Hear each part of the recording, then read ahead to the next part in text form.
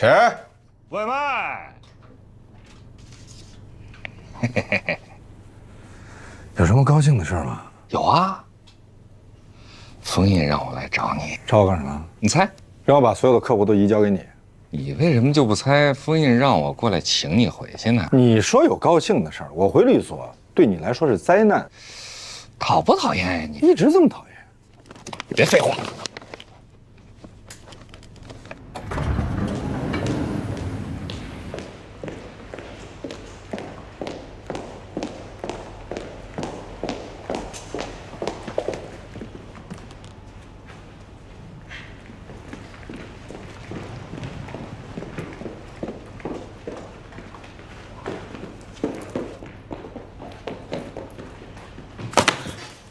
这是罗宾老师的电脑，你在干什么呀？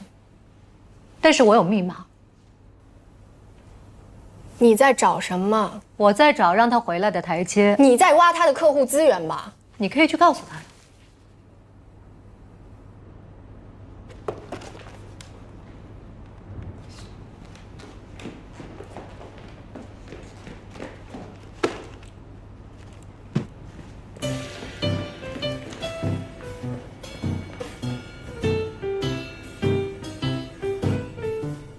咱们俩第一次喝这梦之蓝的时候，还是咱俩实习的时候。不，你记错了。我没记错，咱俩当时在弄同一个案子，我记得很清楚。你记错了，是在你姐姐婚礼的时候喝的这酒。是在我姐姐婚礼上吗？那我怎么不记得呢？你喝醉了，你当时还跟我们说你替你姐起草了一个特别牛的婚前协议。无论是什么事儿，无论是什么理由，不管是谁提出的，所有的财产，不管是婚前的还是婚后的，都归何必所有。而且刘英美签了，她看都没看，她就签了。哎，我姐找你什么事儿啊？你以为我喝点酒就会告诉你啊？你回忆一下，你跟我喝酒，你占过上风吗？哎呦，我跟你喝酒，我不是为了占上风，这不因为咱俩感情好吗？对，你还是放下吧啊！哪次你喝多了，不都是我给你收拾烂摊子？不是，那我给你写一保证书，行不行？咱们俩喝酒，不管我出什么事儿，都跟你没关系。你都喝出事儿了，保证书还有个屁用？不是，那你告诉我啊，我姐到底为什么找你？我不会告诉你的。你不告诉我，可就喝酒了，我可就照着往医院走喝酒了。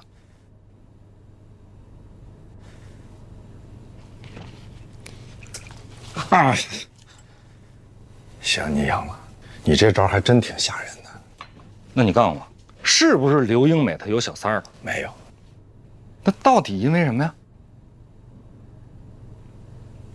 你不说我就喝了啊！好，你坐下。我可以告诉你，但是你得答应我一个条件。我答应。如果我说了，我让你干什么就得干什么。行，啊，你让我干什么我就干什么，只要不违法。但不能是什么穿着裙子上班之类的事儿啊。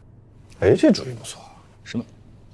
如果你反悔没有做到，你就穿着裙子去上班，答应吗？我不会反悔。那你承诺？我承诺，发誓。哎呦，我发誓，我何在？哎，等会儿，我得把它录下来。哎呀，我不会食言的。那也必须得录。说吧。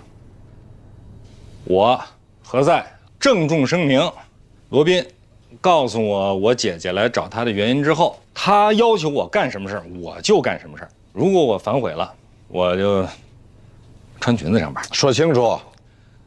我就穿裙子上班，这回行了吧 ？OK， 说吧。我得检查一下。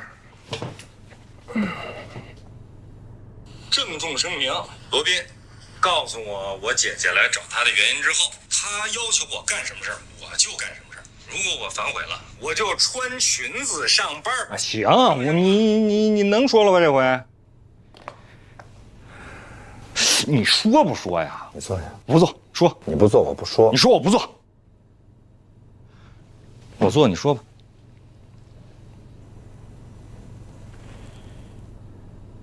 刘英美死了以后，你姐发现一个大盒子，里边全是借条，有600多万吧600多万，不是，那是他借别人的，还是别人借他的呀？刘英美的钱都在你姐那儿，她哪有钱借给别人？肯定是别人借给她的。那别人借给他的借条应该在别人那儿啊。我就是这么跟你姐说的呀。我姐信了吗？她不太信。谁也不能信呢。按常理来说，刘英美把这钱还给人，那借条就还回来，而且就撕了，他留着干嘛呀？你们俩真是一家人，逻辑都一样。这正常逻辑啊！不是你说那原因太没说服力了。那你倒是说一个有说服力的，我学习一下。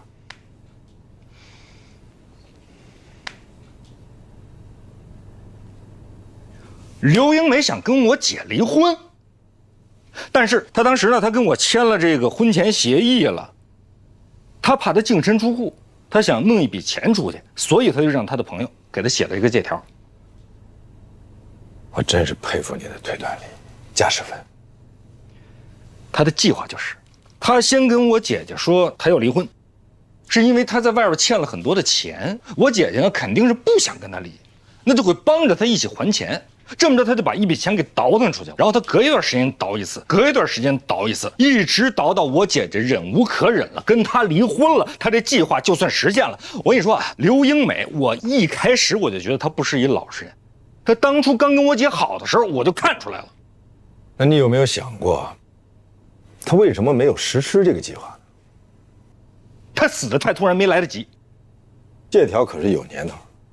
那就是说，有年头以前他就想了跟我姐姐离婚，但是呢，他忌惮于我会跟他死磕，所以他没敢。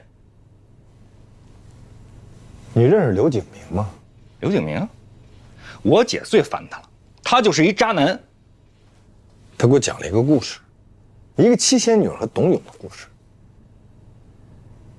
董永一贫如洗，却偏偏爱上了天庭的七仙女。可是七仙女的天庭亲戚们呢？都不信任他，尤其是这个七仙女的亲弟弟，逼着他签了一份丧权辱国的婚前协议。董永以为签了这份协议就好了，就可以得到尊重了。可事与愿违，不但没得到尊重，反而被人更看不起了。人们还说，他为了攀龙附凤，居然签了这么一份没有尊严的协议。不，他自己可是认字的啊！我们没有拿着枪逼着他脑袋。一个人在不平等的环境里生活久了，心态是会发生变化的，所以他就伪造了这些欠条啊。事实是，他没有伪造欠条，是刘景明给他写的欠条。只不过他一直犹豫再三，没有启用。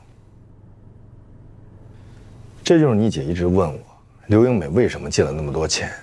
我始终没有办法回答他的原因，就如实的跟他说，你姐会恨你的，她也会恨她自己，她就应该恨她自己，所托非人。我不这么认为，真的。所以何塞，我希望你跟我一起，咱们两个共同把这故事编圆。我跟你一起啊？你想让我啊？跟我姐姐说是我欠了这些钱，刘英美是帮我跟别人借的钱。没错，你姐姐知道你好面子，要面子，你官司打输了，被客户索赔，你又不好意思声张，所以不是你这太过分了吧？你让我跟你一起骗我姐姐，以此来表达你对刘英美的歉意。我为什么对她有歉意？因为你从来没有信任过她。他就不值得别人信任他爱你姐姐，他想过跟我姐离婚，他没有离，他只是想，充其量就是想。你要知道，这个世界上不管多么幸福的婚姻，在漫长的生活当中，总有这么1到2次想要离婚的念头。你说错了啊，原文是，在这个世界上，即使是最幸福的婚姻，一生当中也会有200次想要离婚的念头和50次想要掐死对方的想法。这是温格朱莉写的《幸福婚姻法则》。我知道你读书多，但没想到这种书你也读。那怎么了？我不能读吗？能读，当然能读。所以，咱们就这么说好了。我就跟你姐说，刘英美借了钱是为了你，这不是事实，我不会承认的。你答应我。但是我不能说谎嘛，我不能跟我姐姐说谎嘛。我从小就跟我姐姐有这个约定，这是我的底线。那你就穿裙子上班，那是不可能的。那我就把这视频发到快手上去。那我就告你侵权。那我就道歉，反正别人已经看到了。那你就太臭流氓了吧？臭流氓也要穿裙子上班。给我！哎呀，我天，我就不信了。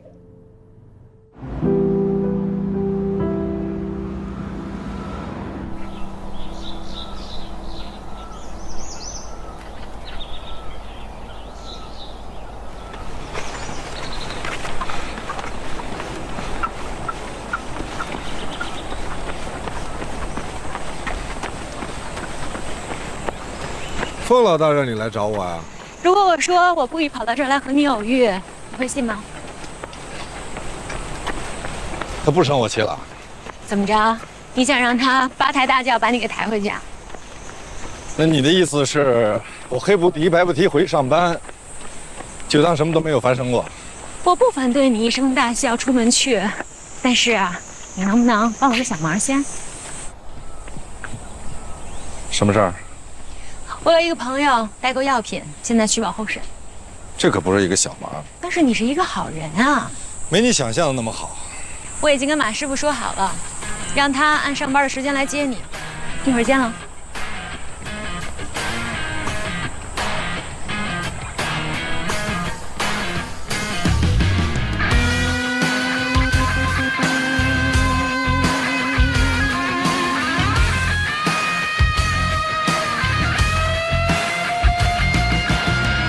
在角逐一场没有终点的梦，又能怎样？硝烟从未散场，又怎样？纵然百孔千疮，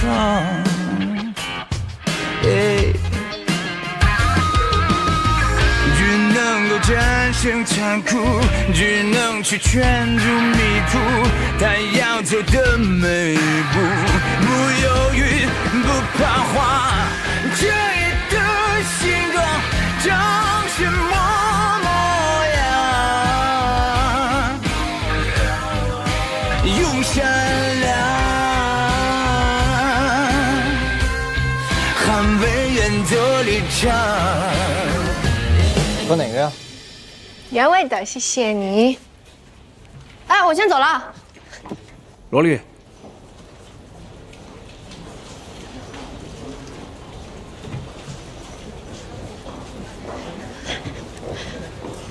罗老师，请您喝养乐多。有什么要告诉我的吗？有，李丽决定接受您的建议，和玲珑美食和解。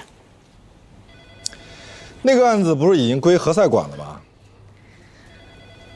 他想让我跟您解释一下，他当时就孕激素导致情绪失控，我不介意。还有别的事儿吗？啊，您的电脑密码我改成我父亲的忌日了。为什么？谁让你改的？因为我发现有人从你电脑里面去拷客户的资料。谁？老洪。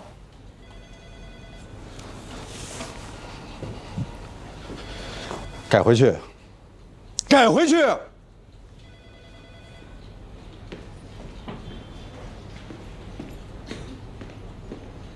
尽早建立离岸家族信托基金，就可以隔离这些风险。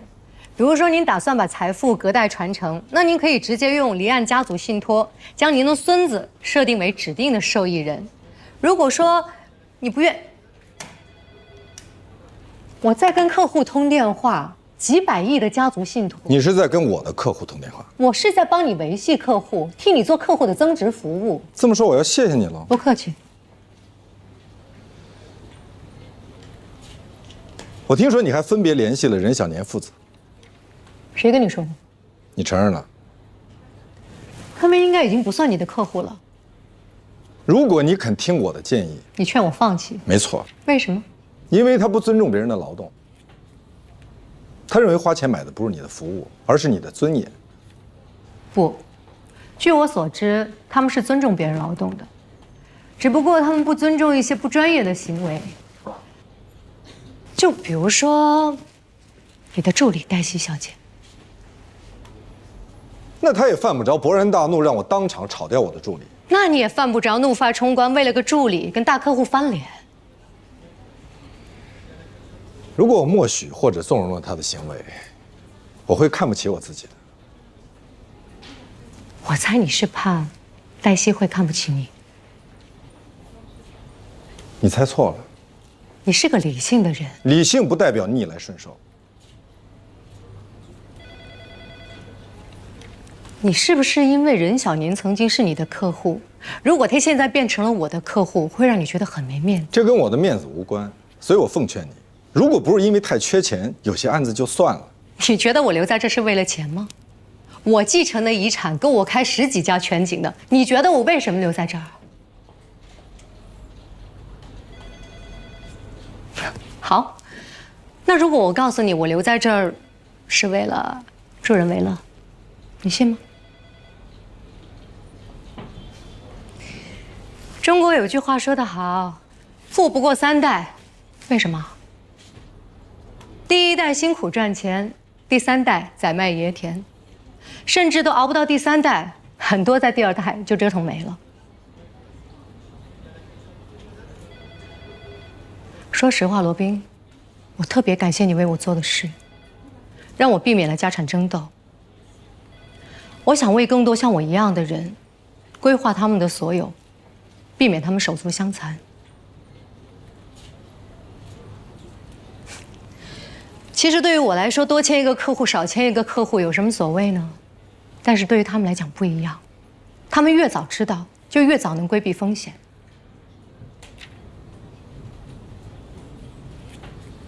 好，我知道了。抱歉打搅你了。难道不应该是抱歉误解你了？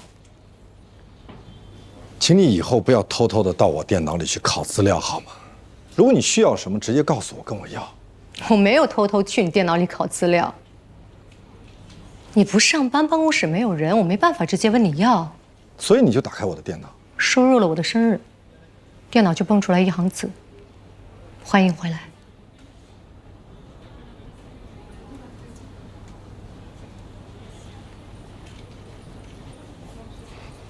不管什么人，不管什么电脑，只要你输入密码正确，都会蹦出来欢迎回来。哦，我以为你的电脑一直在等我回来。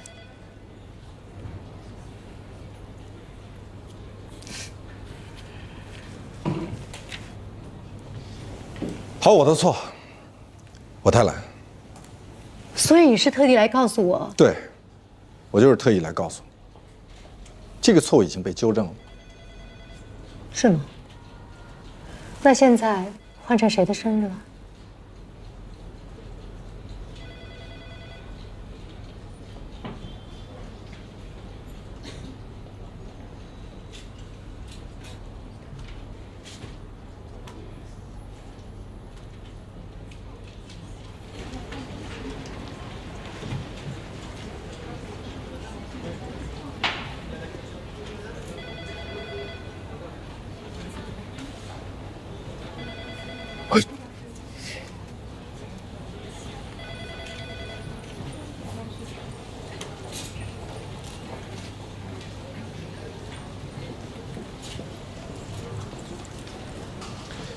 有空吗？你说什么时候？是这会儿、一会儿还是下午？我是说等你有空的时候，有点事儿想跟你说。我先去看一眼我的电脑。不急，我在办公室等你。哎，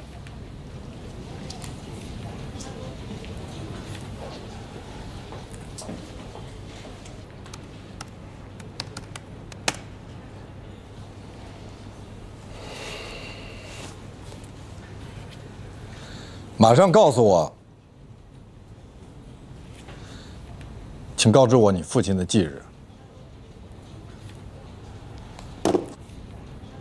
可问题是，现在我们的客户不同意和解了，他那索赔20万，真的把我们都给激怒了。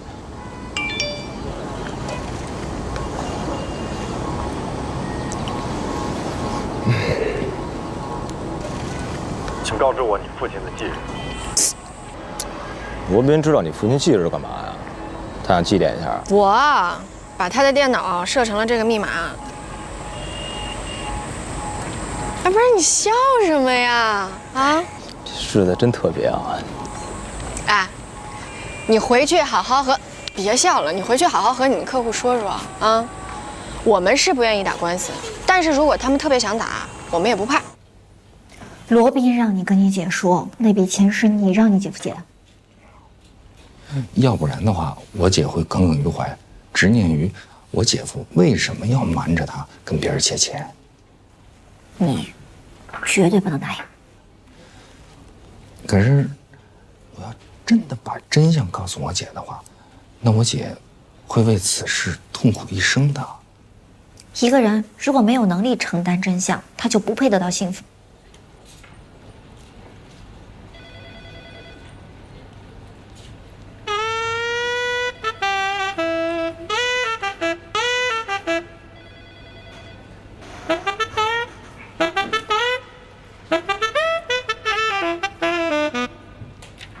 家族信托这块是由我们所另外一位同事负责。对，你可以直接跟他联系。好的，咱们常联系。再见。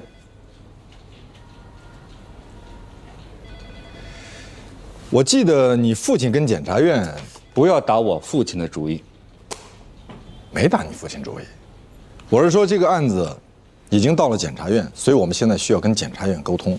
那就走正常的渠道沟通好。是正常渠道，你把你父亲理解成歪门邪道了。那你沟通目的是什么？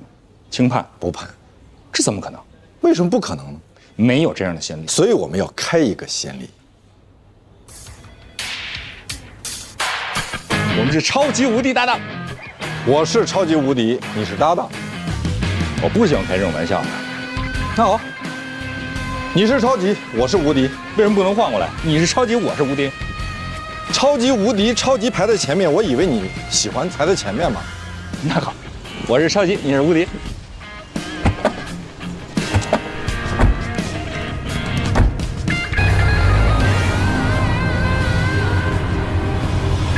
你好，我找何塞。哦，何塞律师不在。不可能啊，我跟他约好呢。小然，何塞是出去了吧？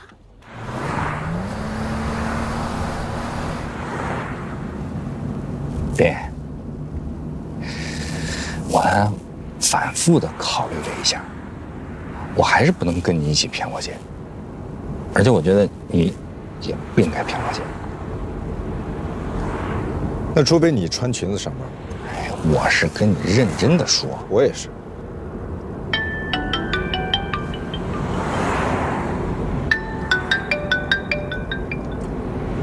我去。喂，蓉蓉，你在哪儿呢？啊，你在那儿稍等啊，我现在就派人过去接你啊。一大早我就看见你跟何塞一前一后的进律所。一大早我也看见了罗宾在你的办公室呀。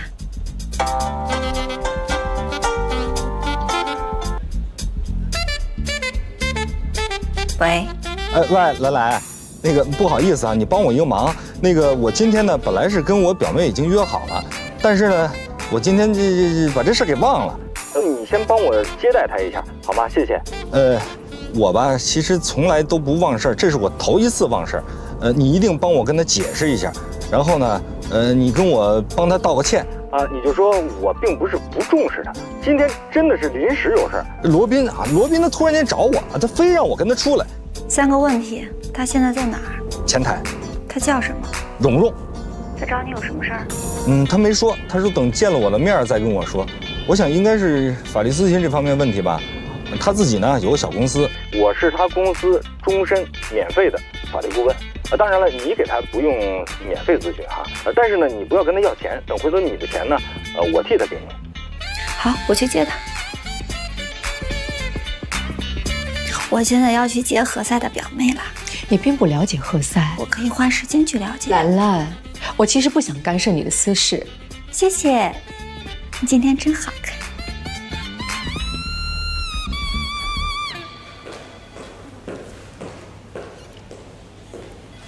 蓉蓉，你好，我是何塞的同事，他临时有点事儿，让我来接待你。哦，行。表妹啊，真不容易啊！你说又得当老板，还得怀着孕，还得给你外甥女儿当后妈。你说的这些事儿，哪一件不是他自己乐意的？你怎么这么说话呢？都是好事儿啊！你看，当老板又怀孕，当后妈呢，也是好事儿啊。这说明她嫁给了一个她自己喜欢的男人，这多幸福！只不过，这个男人之前有个孩子，对吧？他还多了一个孩子，不是吗？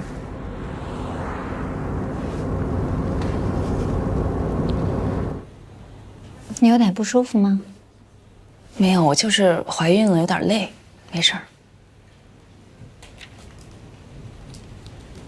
吃点综合果仁，补充一下营养。谢谢。没事儿。那个，我就是想咨询一下，比如夫妻2个人，如果丈夫没有经过妻子的同意，就把钱给了另一个女人，那我作为妻子，我有权利把这个钱要回来吗？只要是你们的共同财产，当然有权利要回来了。不是我们的共同财产，是我自己挣的，我的个人积蓄。如果是你婚前的存款，算作你个人的财产；如果是你婚后的积蓄，那就算作共同财产。不过就算是共同财产，你丈夫也没有权利随便想给谁花就给谁花，他必须要经过你的同意。那如果这个事儿现在已经发生了，就是他现在已经把钱转给了另一个女人，那我还有权利要回来吗？能，除非你有证据。那怎么要呢？起诉。不是，蓝律师，是这样的，我丈夫他是一个特别特别好的人，我们俩感情也特别好，但是他这个人就是心太软。他跟他前妻离婚的时候，他是净身出户，他把所有的钱都给了他前妻，但是他前妻还老来找他要钱，孩子上学要钱，上补习班要钱，上夏令营也要钱。我觉得这些算是孩子的抚养费，给了也就给了，我也不想多说什么。但是前一段时间，他又找我丈夫要了一大笔钱，说要买房子，这个我就不能忍了吧？买房子？对呀。你别不说话呀。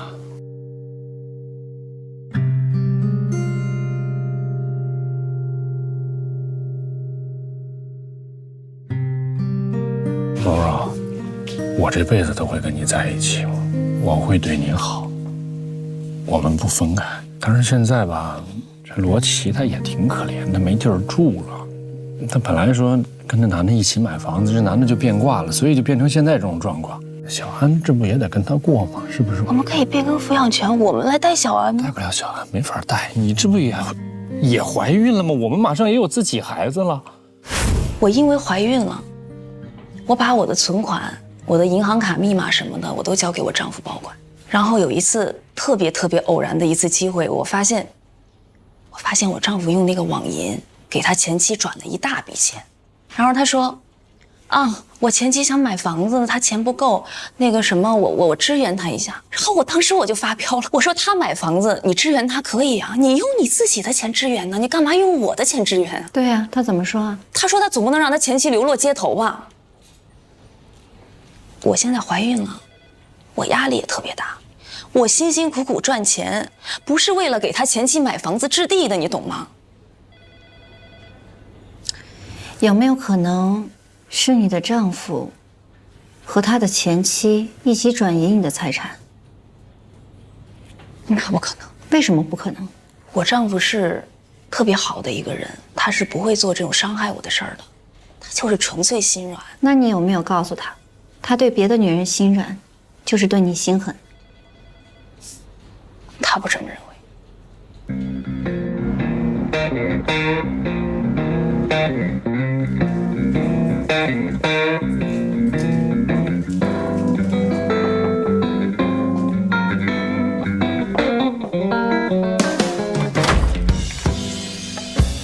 找谁啊？你好，我们找杜飞。我就是。你们谁？我们是您的律师。我叫何塞。这位是罗宾律师。我们一定会竭尽全力减轻你的罪。我没有罪。是这样，能让我们进去说吗？就在这说。我们来呢，今天找你，首先是想向你来了解情况的。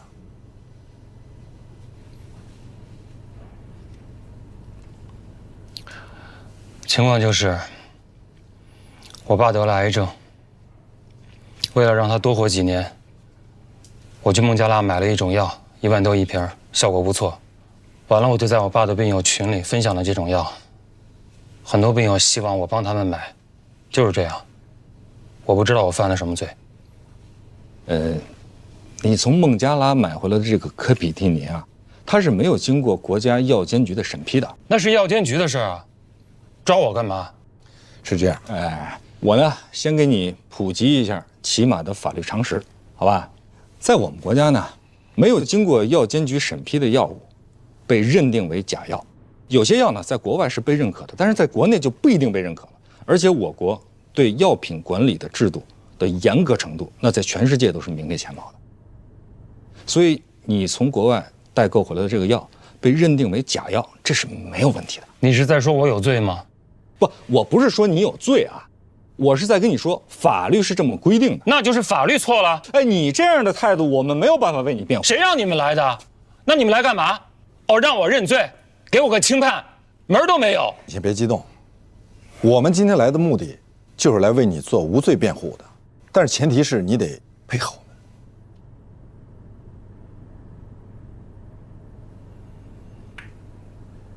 你们能保证我能赢吗？没有律师能够保证赢。那我为什么要配合你们？哎，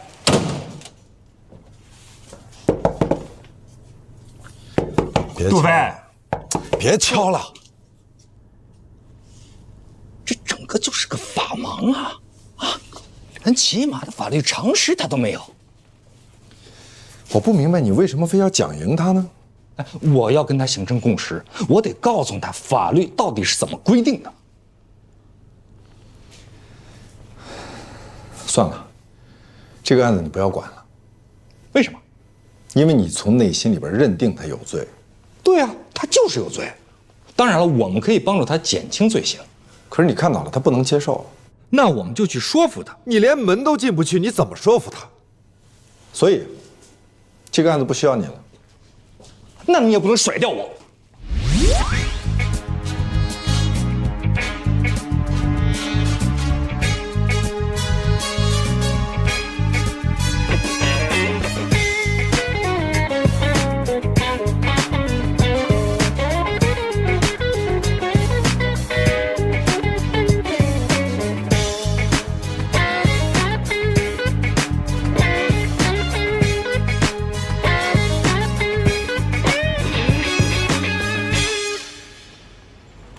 你跟何塞怎么了？杜飞到底是谁的朋友？封印不想让我告诉你，封印的朋友。他不想让你知道。来，他不在办公室。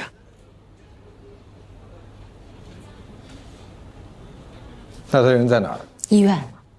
医院？怎么了？他生病了吗？他老婆。陶月什么病？癌。癌？什么癌？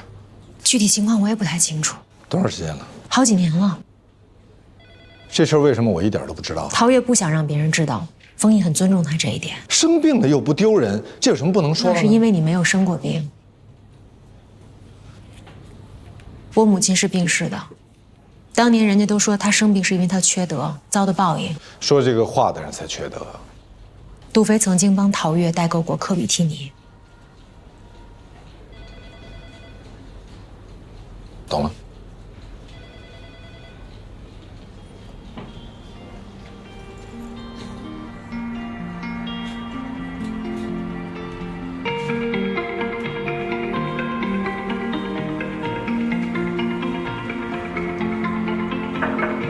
来，何塞老师，您找我？你把这个整理一下，发到我们全景的公众号上，我希望它能够引起关注。好的，我做完以后就发您。不是发给我，我不是要在我的邮箱里看的，我是要在网上，在公众号上，在其他一切社交媒体上，我要让杜飞成为家喻户晓的英雄。你去完成它，这是一个艰巨而光荣的任务。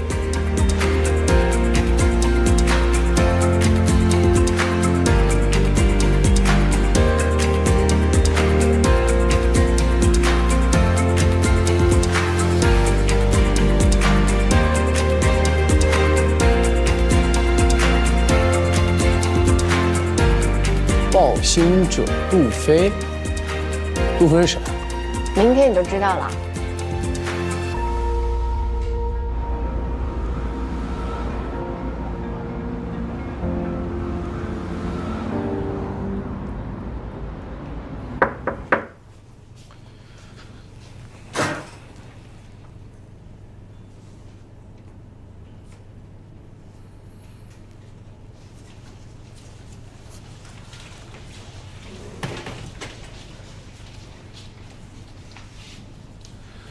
喝点什么？喝酒。我记得您不喝酒。不喝酒和想喝是两回事儿。有吗？当然。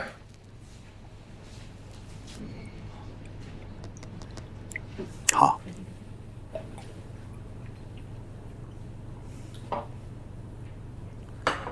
梦之蓝，这酒怎么样？不错啊，何塞的客户。来，尝尝。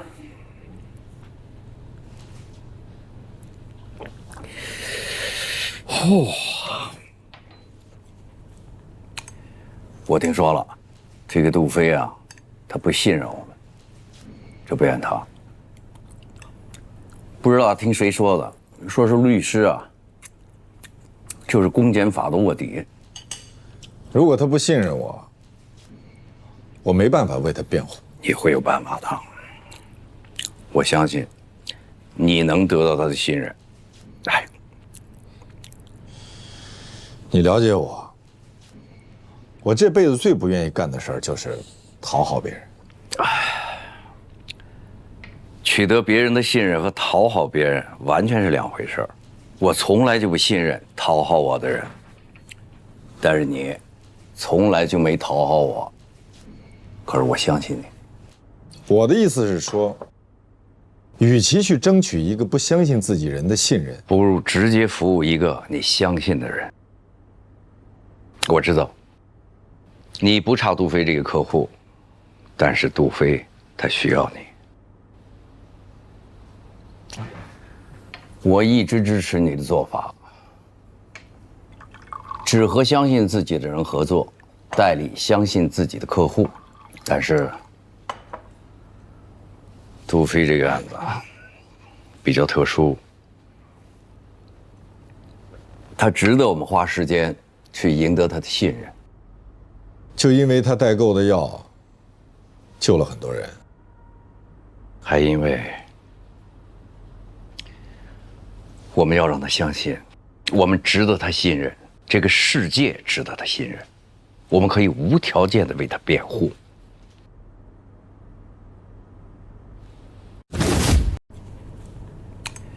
我听说了，这个杜飞啊，他不信任我们，这不怨他。不知道听谁说的，说是律师啊，就是公检法的卧底。如果他不信任我，我没办法为他辩护。你会有办法的，我相信你能得到他的信任。来，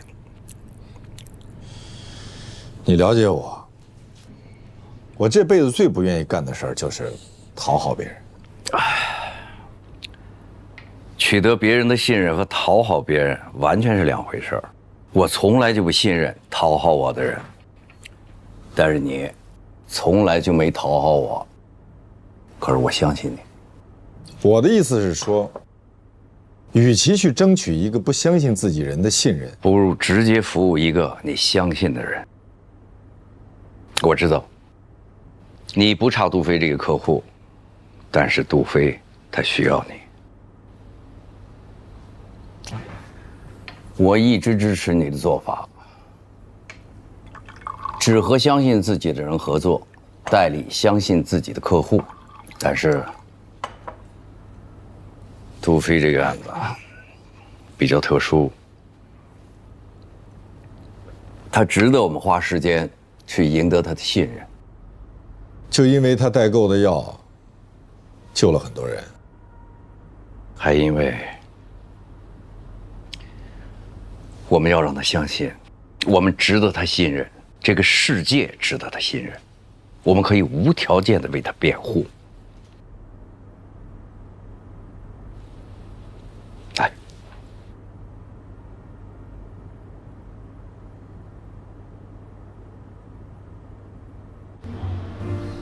你们俩到底怎么回事啊？我们俩开始是同学，后来做了同事，我们俩亦敌亦友。但是呢，只要我们俩意见相同的时候，所有人都认为我是在附和他，而且他自己也这么认为。但是我们俩意见不同的时候，所有人就都不相信我，而且说罗宾他不是这样的人。哎，我为此非常的愤怒和不解，为什么啊？为什么你们所有的人都认为他不是这样的人啊？难道是因为他比我长得帅吗？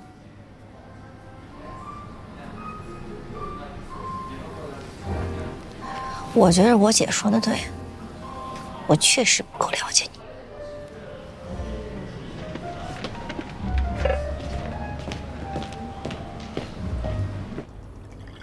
嘉豪还在美国啊？在。那他知道他妈妈生病了吗？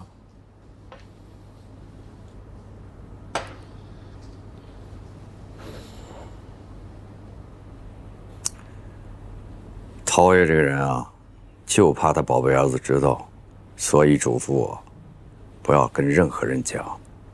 你知道，咱们这个圈子啊就这么大，这个嘉豪要认识这么多叔叔阿姨，万一谁说漏了嘴，说不定就传出去了。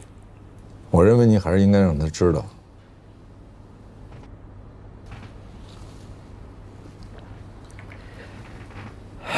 他还有多少时间毕业？还有1年吧。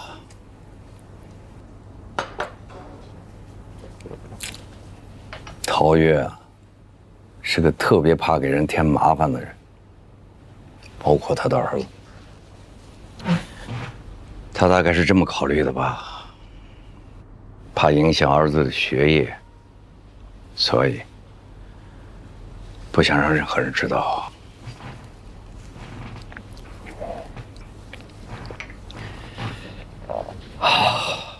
不喝了，保密啊！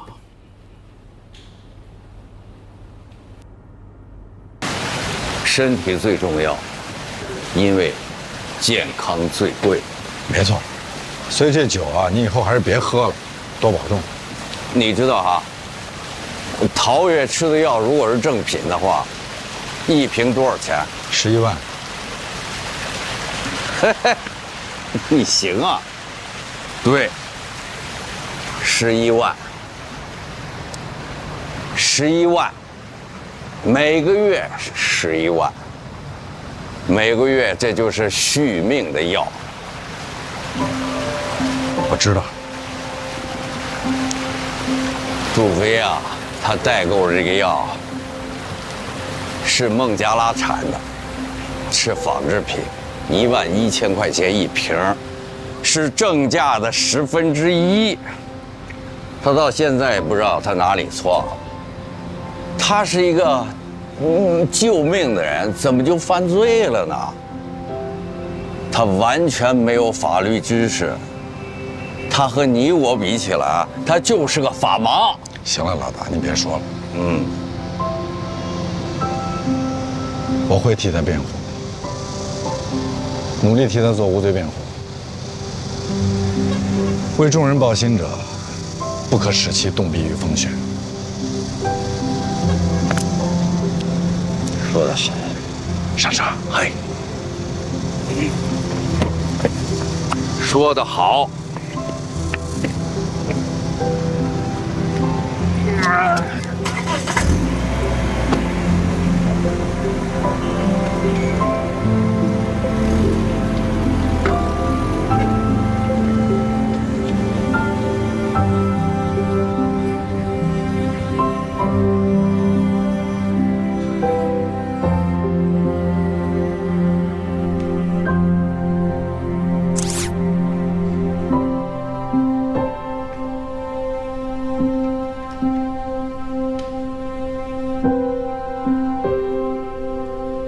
Hello，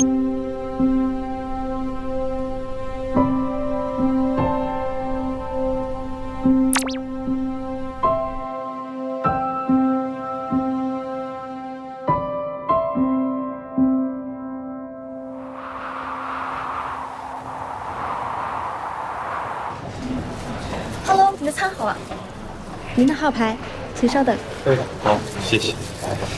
哎，上来，你进来。你要什么？哪个面包也有。欢迎。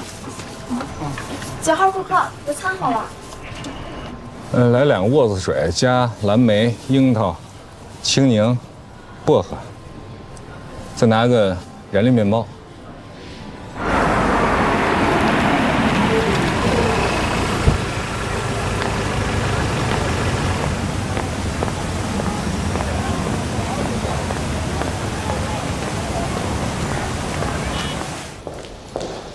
杜飞太太来了，在你办公室。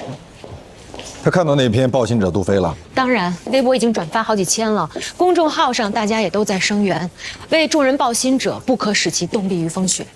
黛西来了吗？他来了，我马上让他去找你。他怎么又没来？他加班到今天早上。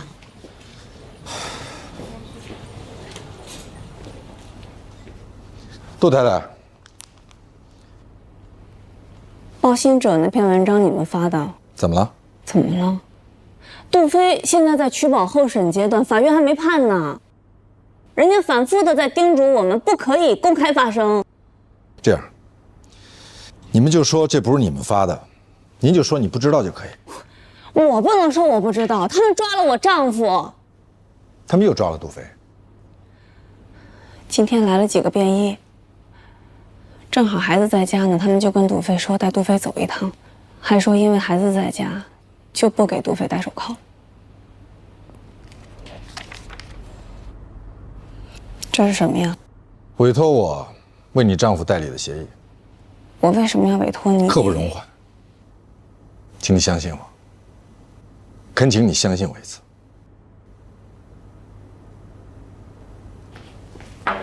罗老师，您找我？马上联系到这个名单上的所有人，问问有多少人愿意为杜飞求情作证。好，是谁写的？那个报信者杜飞。何赛老师让我写的。你写的？啊？为什么要写？啊？你知道发生了什么吗？你哪儿听说的这些啊？谁让你发的？杜太太，这个事情我们回头跟你解释。现在我们的当务之急是解决你先生的问题。马上删除那篇微博。删除。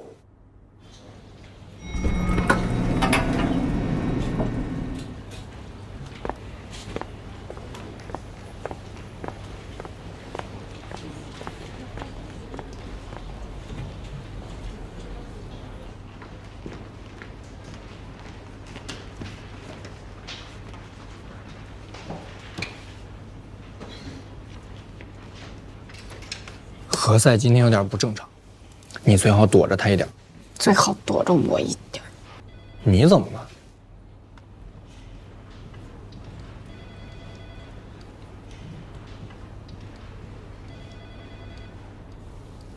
你要删了？罗宾让你删的吧？罗宾太高了，删了。我们就没什么把柄了，而且肯定会有截屏，到时候大家肯定会更加关注这件事儿。大家会说，为什么删了呀？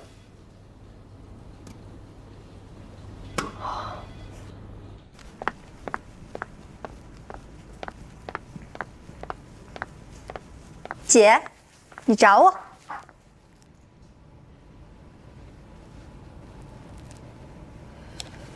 衣服不错，谢谢。唯品会打折买的，肯定比你商场买的便宜。你下午跟我去拜访几个客户。哦，不行，我要立案。什么案？就是那个限期告前妻。就是那个蓉蓉告罗琦。哎，你知不知道罗琦是罗宾的姐姐呢？现在知道了。那还要告吗？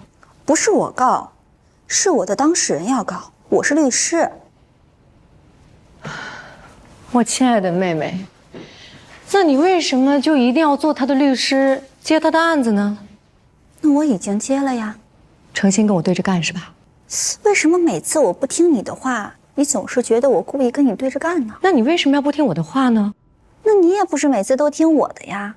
你不听我的时候，我也不会生气，也不会觉得你跟我对着干呀。翅膀真是长硬了。出去。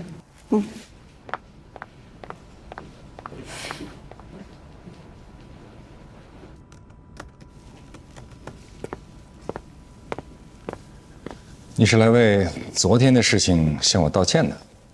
我是以实际行动来纠正我的错误。你犯了什么错误呀？我不应该未经你同意就把你踢出合作。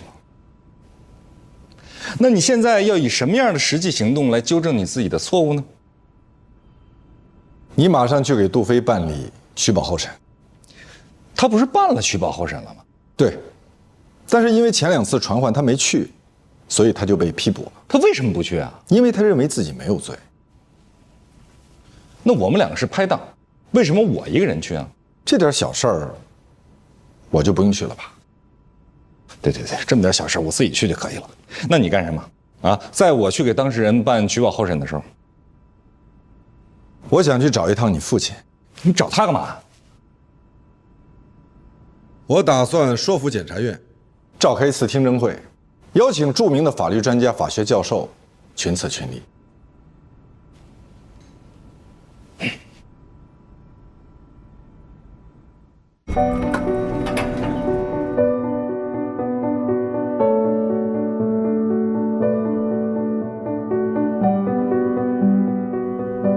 召开听证会，其实意味着检察机关主动把司法行为放在阳光下晒。在办理公诉案件过程中，召开听证会是践行正义不仅应得以实现，而且是要以人们看得见的方式加以实现。办案过程中不存在哪个部门办错了案，这只是一种理念的碰撞和对法条理解的不同。听证会可以让参加者通过程序公正坚信实体公正，让社会公众对司法裁判口服心服。公开听证可以充分听取各方意见，提高司法决策的透明度。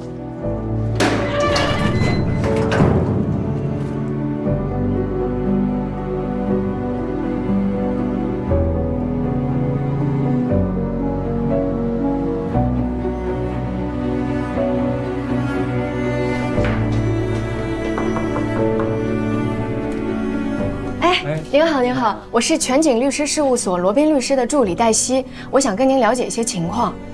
杜飞先生您认识吧？认识。他是不是曾经分文未取，给您购买过药品？有这回事儿？他人特好，我们这儿有个请愿书，杜飞先生非常需要大家的帮忙，您能帮我签个字吗？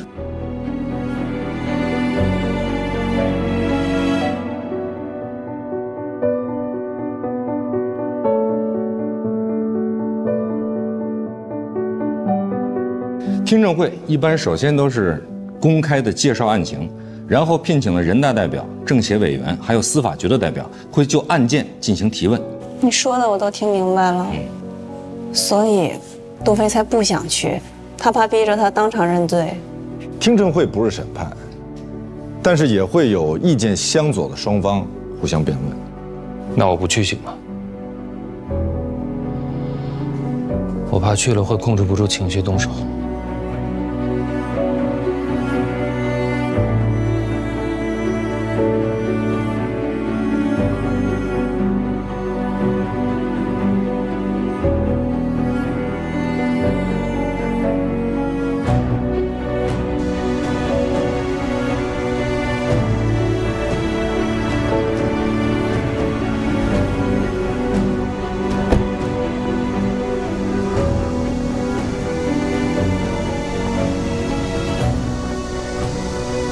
别紧张。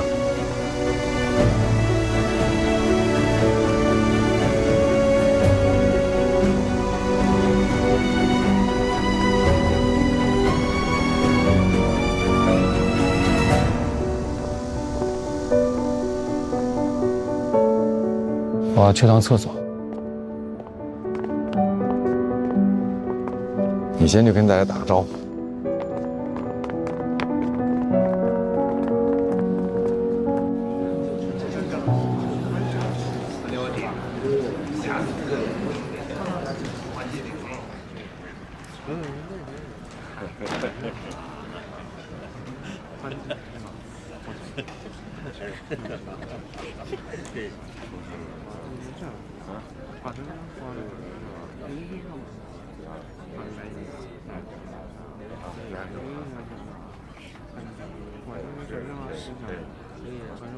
日子，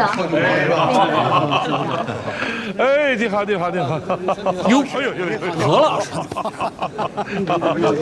哎，你好，你好，你好，你好，你好，来，哎，你好，你好，你好，你好，你好，坐，哎，好，你坐，哎，你们坐啊，好，我们坐，我们坐。哎呀，你们这个案子啊，影响很大呀，一定要把它办好啊。我明白了，何老师，还请您多多指导。哎，客气，坐，你们坐，您先坐，您先坐。哎，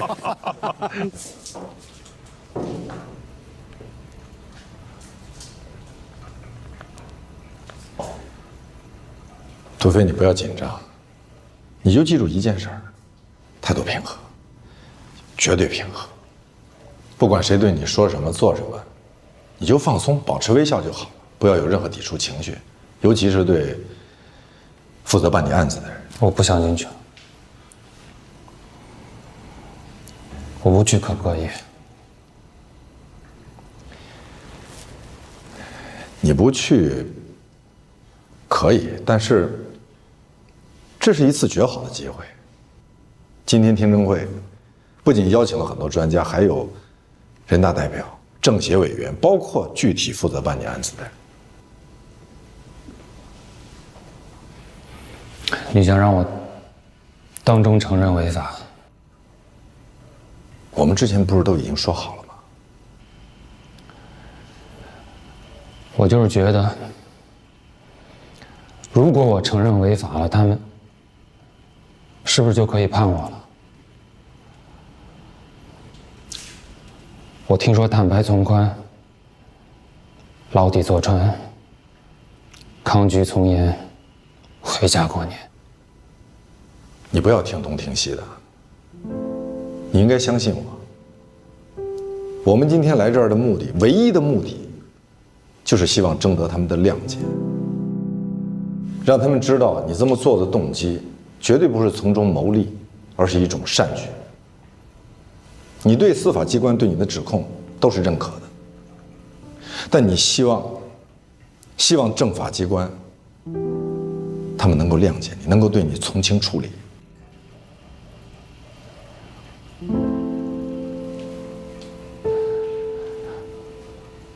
他们会认定我有罪吗？我不知道，但是你应该相信我，我会努力，会尽全力为你做无罪辩护。你以前答应过我的，不管别人说什么做什么，你都不要有抵触情绪，只需要保持微笑就好，好吗？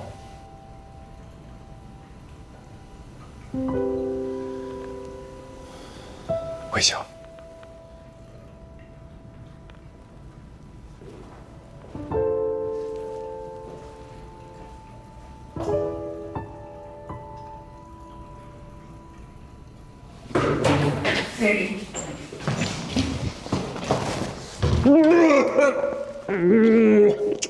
何赛，你怎么了？哦，没事儿。可能是吃坏东西了。你们先进去吧，我一会儿进去。你确定没事儿？没事儿。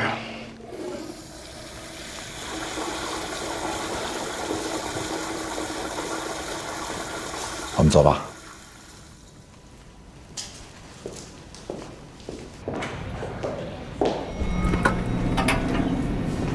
哎，罗琦姐，黛西啊，罗宾老师他不在啊？没关系，我不找他，我找兰兰。找兰兰？对，蓝红的妹妹，她告我了。啊？他告您？从法律的规定上看呢，杜飞啊，确实构成犯罪，法不容情。你们大家想一想啊，这个口子一开，意味着什么呀？那就意味着国家药品管理面临着很大的挑战，而且那些守规矩、守法的制药企业，他们的药品专利也得不到有效的保护。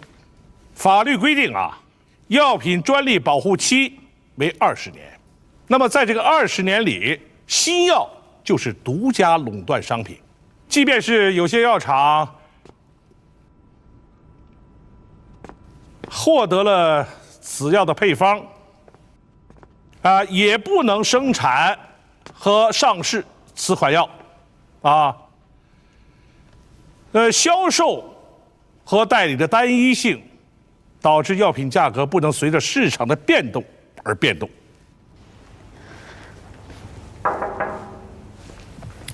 不好意思，我刚才打了个电话。你是想接案子想疯了吧？是不是没官司打呀？平时？我只是一个律师，我并不想打官司。如果您可以把财产退回来的话，我可以建议我的当事人撤诉。我劝你的当事人赶紧撤诉吧。如果搞不定的话，这件事情很有可能影响他们夫妻间的感情。如果到时候再不巧打个离婚官司，那就活成笑话。我不介意多打一个离婚的官司，我也不介意多接一个离婚的案件。其实，我的当事人第一次来找我的时候，我已经这样劝过他了。哎呀，兰兰，我觉得你这样做不大好。咱俩是一个律所的吧？根据利益冲突的原则，我既然代理了原告方，你就不能代理被告方。我没有代理，我只不过是作为罗琦姐姐的朋友，我这么说而已。作为朋友，你应该给你的罗琦姐姐尽到普法的义务。可是并没有哪条法律规定说丈夫给自己的前妻买房，这是违法的。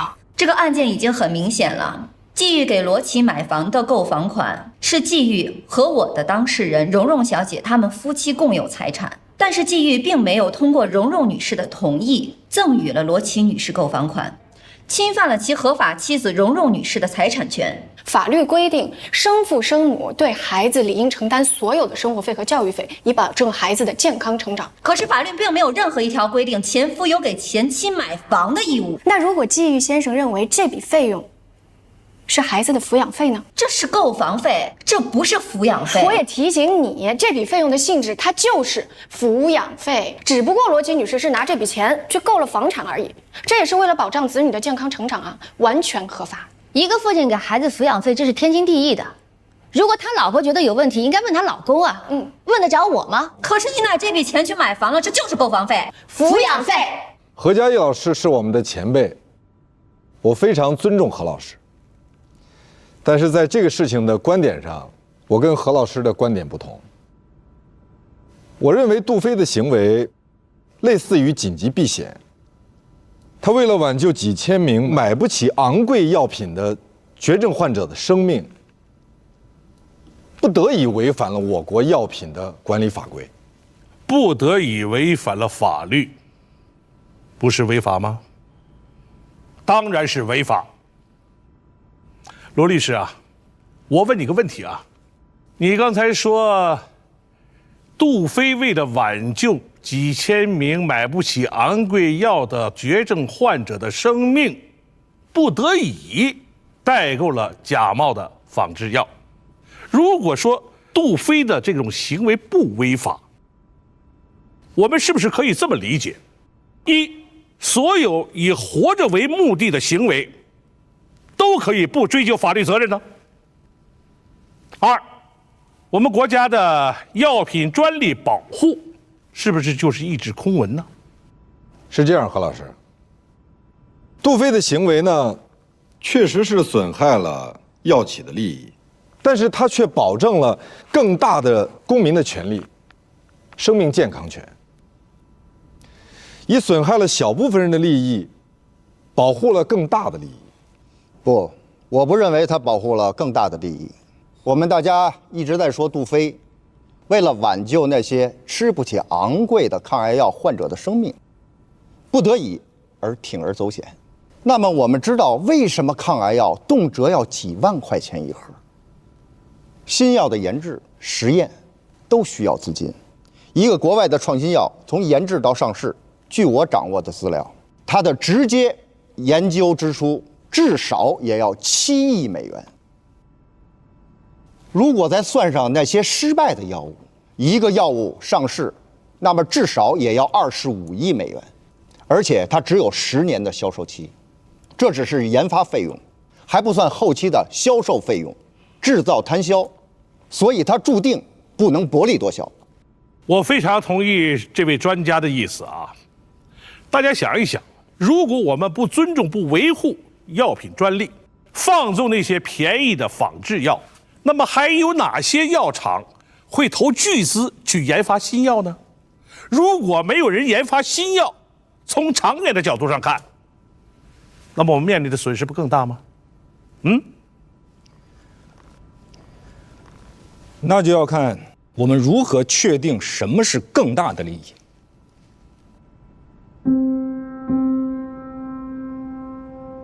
以人民为中心的发展理念，这是政法工作的指导思想。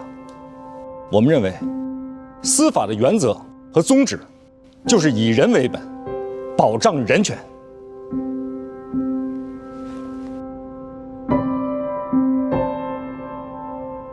在公民的人身权益中，最大的权利是生命权。所以，如果认定杜飞的行为构成犯罪，那么将背离刑事司法的价值观。请在座的各位能够再次认真考虑一下。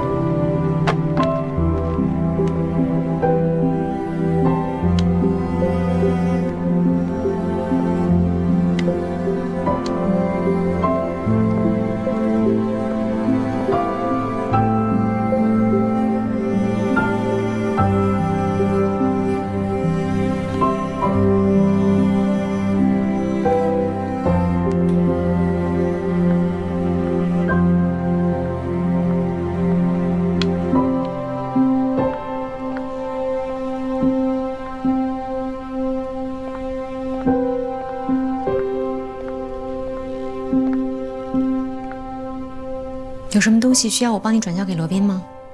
谢谢，我想自己给他。那我先下班了，你走的时候把门带上就好了。谢谢，不客气。丽娜，谢谢你，我知道你帮了忙。应该的。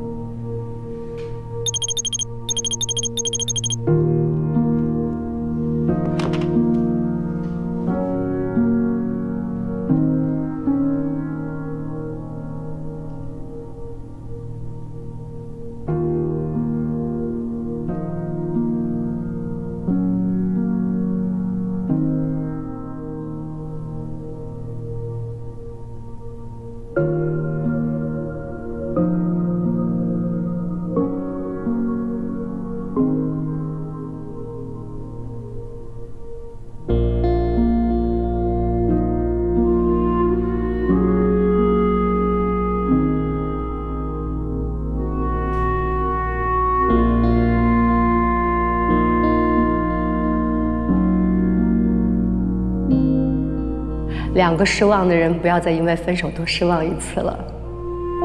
所以我火速另嫁他人，不是因为钱，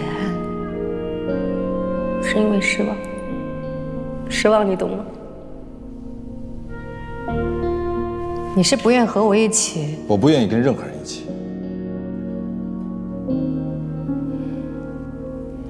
可是我们过去是搭档。很久以前，那是很久以前，非常久。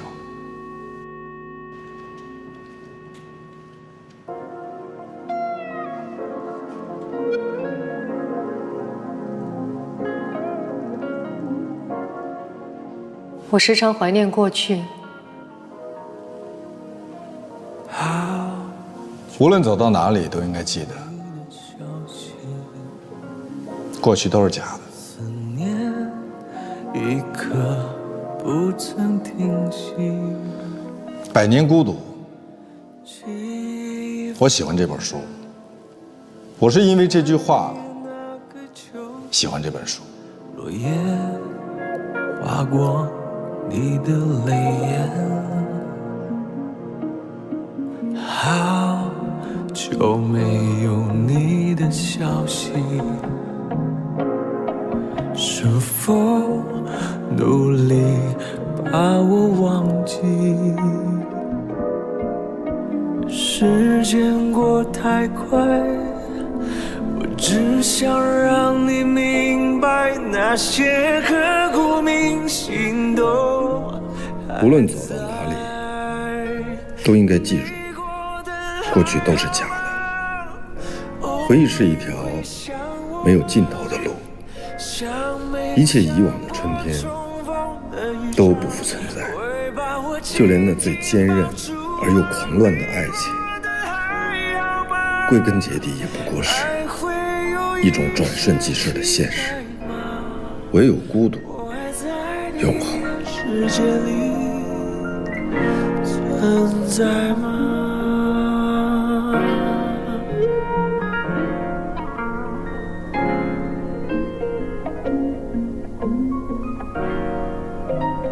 老罗，我换所了，是家外企所，在上海。明天一早的机票，没时间跟你道别了。日后你或你的朋友在上海有什么业务方面的需求，记得找我啊，保持联络。另外，我在全景签的客户，拜托你照顾，谢了。有没有你的消息？是否努力把我忘记？时间过太快，我只想让你明白，那些刻骨铭心都还在。你过得还好吗？偶尔会想我吗？想没想过重逢的一刹，会把我紧紧抱住吗？你过得还好吗？还会有一些期待吗？我还在你的世界里存在吗？我还会在你的世界里存在吗？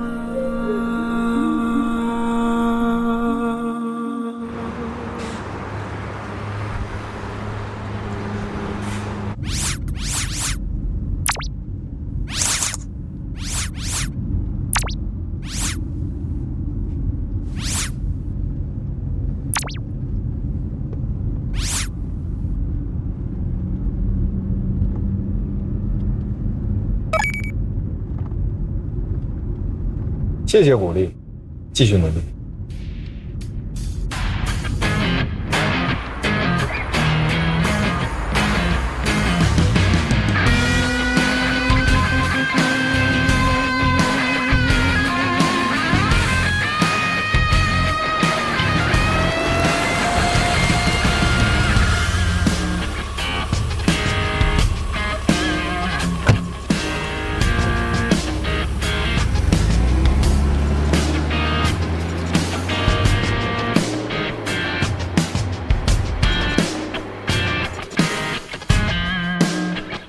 喂，老大。